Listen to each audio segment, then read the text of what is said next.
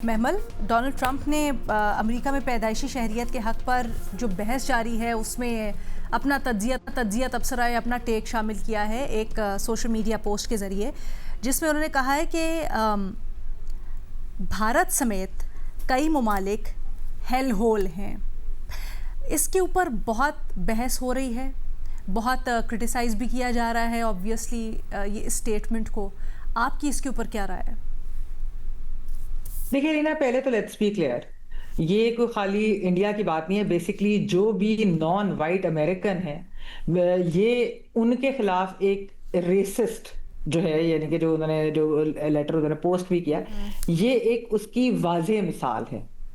बहुत ज़्यादा racism, bigotry और ये जो सारा कुछ हमने देखा, जो वाइट सुप्रीमेसी के बारे में, जो ट्रम्प के बारे में जो कहा जाता है कि वो वाइट सुप्रीमेसिस्ट हैं, और जो एक पूरा मेक अमेरिका ग्रेट अगेन वाली जो उनकी कैंपेन भी थी, वो भी ऑब्वियसली इन चीज़ों से रिलेटेड है।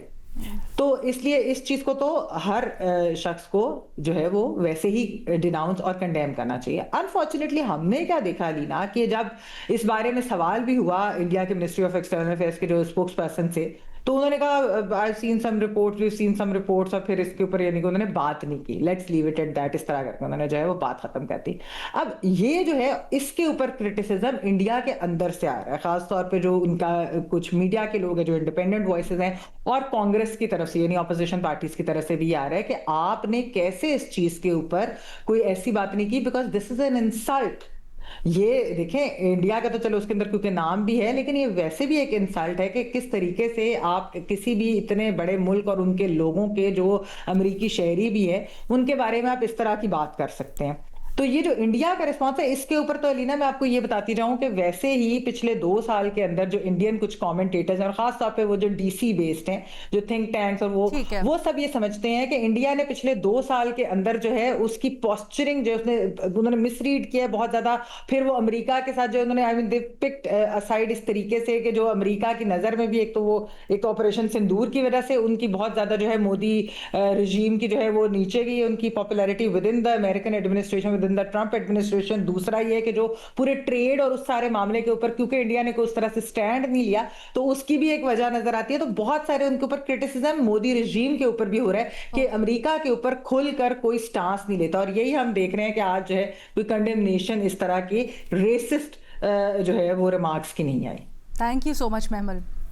शहजाद, कुछ खबरें ऐसी गर्दिश है पाकिस्तान ने आईएमएफ को यकीन दहानी करवाई है कि वो दरामदात पर लगाई रुकावटों का जायज़ा लेंगे, यानी इंपोर्ट्स पर जो रुकावटें हैं उनका जायज़ा लेंगे। मोबाइल फ़ोन्स, गाड़ियों की दरामदात पर पाबंदी भी ख़त्म की जा सकती है अगर आईएमएफ रिव्यू में इसका पॉजिटिव जवाब देता है। इसके असरात क्या हो सकते हैं, ख़ासकर जब हमने देखा है कि पाकिस्तान कुछ अरसे से अपने इम्पोर्ट बिल के ऊपर बड़ा स्ट्रिक्ट रहा है और इसके ऊपर काबू करने की कोशिश रही है? जी, ये मेरे ख्याल से बड़ा इंटरेस्टिंग सवाल है, क्योंकि इसमें एक डायकोटमी नजर आ रही है हमें। देखिए, ये जो पर्पस है आईएमएफ का, ऑब्वियसली वो चाहते हैं कि जो ट्रेड पॉलिसीज हो ममालिक की वो लिबरलाइज्ड हो, यानी कि आप जो है वो खरीदो फरोख्त कर सकें, इंपोर्ट एक्सपोर्ट कर सकें, और इस पर कोई एम्बार्गो नहीं होना चाहिए। एक तो होता है ना टैरिफ आप बढ़ा देते हैं ताकि आपके मुल्क में वो चीज इंपोर्ट करना महंगी हो जाए, एक तो इस तरीके से रोकते हैं। बाकी कुछ एम्बार्गोज भी होते हैं, कहीं लाइसेंसिंग का इशू होता है, वैसे ही बैन होती है। तो अब आईएमएफ कह रहा है कि जो नॉन टैरिफ एम्बार्गोज है वो आप हटाएं। अब उनका पॉइंट ऑफ व्यू तो ये है कि अपनी इकोनॉमी को, अपनी ट्रेड को आप लिबरलाइज करें, और एक अरसे से वो ये कहता रहा है। लेकिन आईएमएफ दूसरी तरफ पाकिस्तान को ये भी कहता है कि आप अपना जो करंट अकाउंट खसारा है उसको आप चेक में रखें। तो ऑब्वियसली अगर हम बहुत सारी अशिया इंपोर्ट करने लगेंगे तो आपका करंट अकाउंट जो है वो बढ़ेगा, क्योंकि आपका इंपोर्ट बिल बढ़ जाएगा। अब अगर हम अपनी रेगुलेटरी ड्यूटी भी कम करने जा रहे हैं गाड़ियों पे, और हम फोन की दरामद और इसके अलावा गाड़ियों की दरामद और बाकी अशिया की दरामद करेंगे, तो ऑब्वियसली हमारा जो इंपोर्ट बिल है वो काफी बढ़ जाएगा। तो जो फॉरेन एक्सचेंज का मसला है वो हम कैसे पूरा करेंगे, ये एक बड़ा क्वेश्चन हो जाता है। दूसरा, ऑब्वियसली इसका एक असर आपकी डोमेस्टिक इंडस्ट्री पर भी आता है। वहां पे एक ये शोर जरूर मचेगा कि अगर आप बाहर से सस्ती अशिया मंगवा रहे हैं, मिसाल के तौर पे चाइना से, तो आप कुछ भी मंगवा सकते हैं, तो जो लोकल इंडस्ट्री है वो किस हद तक मुतासर होगी। इन द लॉन्ग रन तो ऑब्वियसली जब भी आप इंपोर्ट अलाउ करते हैं तो वो आपको एक आपकी इंडस्ट्री के लिए इस तरीके से बेहतर होता है कि वो कंपेटिटिव होना चाहेंगी। फिर अदरवाइज तो उनको पता है अगर कोई कंपटीशन ही नहीं है, जैसे पाकिस्तान में गाड़ियों का रहा है, ऑटोमोबाइल सेक्टर में 3 कंपनियां थी और कोई कंपनी को आने की उनके लिए बड़ा मुश्किल था एंटर होना इस इंडस्ट्री में, और आपने इंपोर्ट पर भी एक तरीके से बैन लगाया था, और लिहाजा आपने देखा कि वो जो 3 कंपनीज हैं उन्होंने कभी कंपेटिटिव होने की या क्वालिटी बेहतर करने की कोशिश नहीं की। जब कंपटीशन आया, दूसरे प्लेयर्स आए, तो उस वजह से फिर अब ऑब्वियसली उनके ऊपर से ये प्रेशर आता है कि वो अपनी क्वालिटी को बेहतर करें। लेकिन यहाँ पे क्योंकि पाकिस्तान के रिजर्व्स का मसला है, पाकिस्तान को अपना करंट अकाउंट मैनेज करना है, उसमें मेरे ख्याल से ये बड़ा एक इशू बन जाता है। तो अगर आईएमएफ ये पॉलिसी लाना चाहता है कि ट्रेड को लिबरलाइज करे, लेकिन पाकिस्तान जैसे मुल्क में जहां पे खुद पाकिस्तान आईएमएफ प्रोग्राम में है और एक डॉलर हमने सेव करना है, वहां पे इस पॉलिसी की मुझे थोड़ी समझ नहीं आ रही। मजहर अब्बास साहब, कराची रेड लाइन मंसूबे में ताखीर के बायस हुकूमत सिंध ने कॉन्ट्रैक्ट मनसूख कर दिया है। सवाल ये हो रहा है, यूनिवर्सिटी रोड और बीआरटी क्यों इतना बड़ा मसला बन गया है सर? अलीना, कोई 50 साल पहले एक प्रोग्राम आया करता था 50-50। उसमें एक बड़ा मज़े का स्किट था जिसका जो उसमें चंद अशार थे। उसमें ये था कि क्या वो ट्रक गुज़र गए? हाँ, वो ट्रक गुज़र गए। क्या वो सड़क हुई तमाम? हाँ, वो सड़क हुई तमाम। और उसका आखिरी मिसरा था, अपने तमाम चारागर अपना कबाड़ा कर गए। ये जो सूरत हाल है, मैं हैरान हूँ कसम से कि आज से कोई 4 साल पहले आप एक अच्छी सड़क बनाते हैं, एक ऐसी सड़क बनाते हैं कि लोग जाके सेल्फीज़ बनाते हैं, अपना सफूरा गोड से लेके तकरीबन जेल रोड तक, और मुझे पता नहीं उसकी लागत कम से कम 1-1.5 अरब रुपए लागत से वो सड़क बनती है। बेहतरीन लाइट, सर्विस रोड्स बिल्कुल क्लियर, सब कुछ। और साल भर बाद वो सड़क टूट जाती है, और वो सड़क ऐसी टूटती है कि आज तक बन नहीं सकी। ये जो वजाहत दी गई है कि कॉन्ट्रैक्टर को जी वो कर दिया, वो इसको कॉन्ट्रैक्ट किसने दिया था, ये बात सामने आनी चाहिए। और ये बात भी इसलिए सामने आई कि हाई कोर्ट ने ये मैटर उठा लिया। मतलब जितनी लागत इस एक सड़क पर आई है, उससे कराची की कई सड़कें बन सकती थी। मतलब इतना इससे बढ़ के सिंध गवर्नमेंट की नाअहली नहीं हो सकती। इसमें जो लोग भी इन्वॉल्व हैं, they should be made accountable. इनके खिलाफ कार्रवाई होनी चाहिए। इतना पैसा जो ज़ाया हुआ है इसमें, और अब भी ज़ाया हो रहा है, कुछ नहीं पता ये सड़क कब बनेगी, इसकी क्वालिटी क्या होगी। अब कहा जा रहा है एशियन डेवलपमेंट बैंक का जब प्रेशर आया है तो ये सारी चीज़ें की जा रही हैं।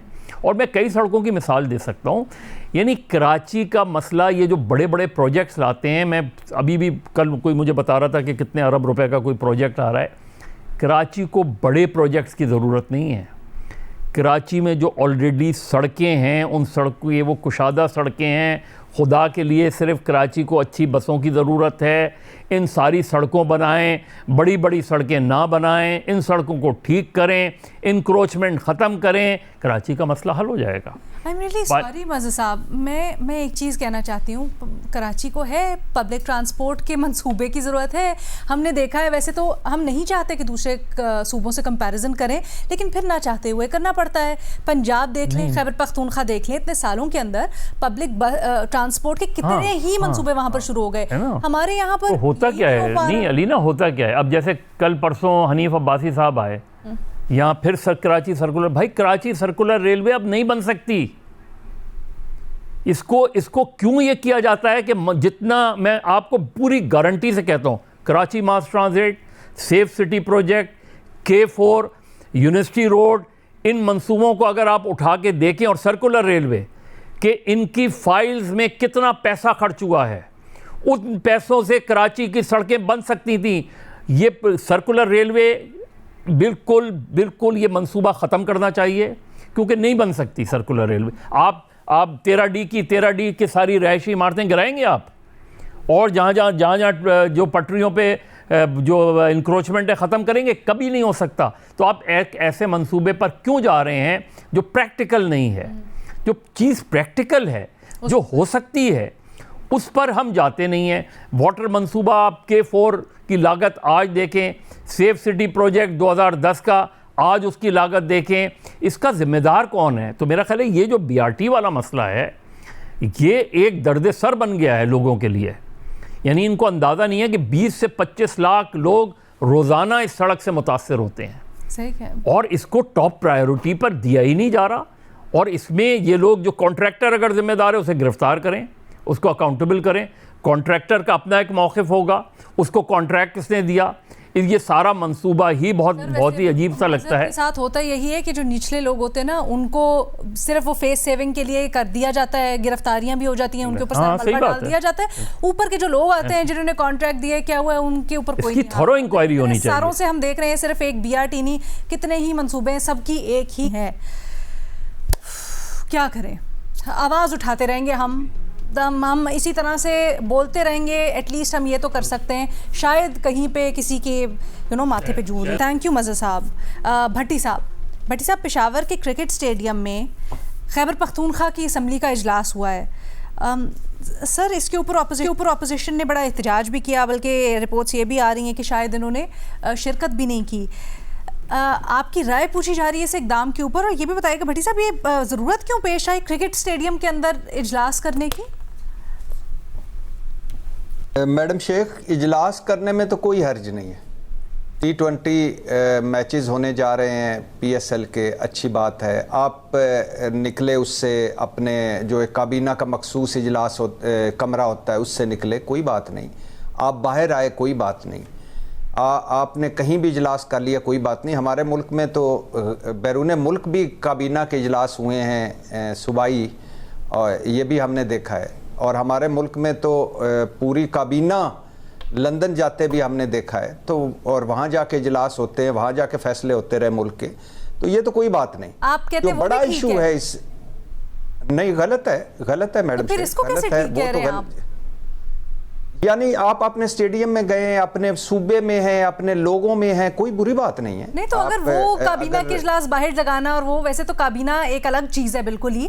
सर, ये असेंबलीज बनाई पूरी की पूरी इस मकसद के लिए जाती है ना, वहाँ पर बैठेंगे, डेकोरम करेंगे।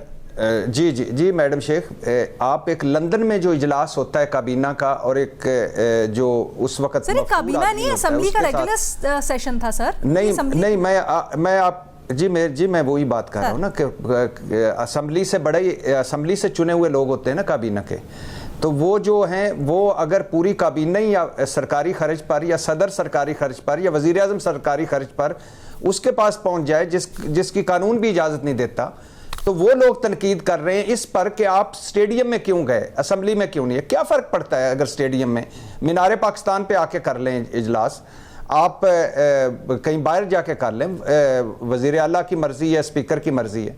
लेकिन ये जो बड़ा इशू है वो उसकी तरफ नहीं आया जा रहा। बड़ा इशू माना कि एक अरसे से सूबा दहशतगर्दी की जद में है, वफाक का सुतेला सलूक है, और अफ़गान सरहद है एक लंबी इसके साथ, और आए रोज़ वज़ीर आला पर चढ़ाइयाँ होती हैं कि इस मुकदमे भुगत कर वो तंग आ गया, पासपोर्ट उसका मनसूख है। लेकिन जो मिसमैनेजमेंट की खबरें आ रही हैं खैबर पख्तूनख्वा से, जो गवर्नेंस परफॉर्मेंस मसाइल हैं खैबर पख्तूनख्वा में, जो करप्शन कहानियाँ सामने आ रही हैं खैबर पख्तूनख्वा में, जो पार्टी के अंदर आपसी गिरोहबंदियाँ हैं, जो आपसी इख्तलाफात हैं, ये बड़ी चीज़ है। तीसरी मरतबा आपको अल्लाह ने मौका दिया एक सूबे में, तो आपको डिलीवर करना है। और जब ये इजलास हो रहा था, तो इस इजलास के बाहर, खैबर पख्तूनख्वा के जो असम्बली के इजलास के बाहर, स्टेडियम के बाहर वज़ीर आला ने झांक कर देखा कितने लोग थे जो दरखास्तें लेकर खड़े हुए थे, कहीं कोई नारे मार रहे थे, कहीं कुछ कर रहे थे। तो ये इनकी खुश नसीबी है कि इमरान खान जेल में है और सारी इनकी चीज़ें छुप जाती हैं। वरना जो खैबर पख्तूनख्वा की सिवाय परवेज़ खटक साहब के, उसके बाद के जो इनके गवर्नेंस परफॉर्मेंस और मिसमैनेजमेंट के रिकॉर्ड हैं, वो तो इतने हैं कि उस पर तो घंटों बात हो सकती है।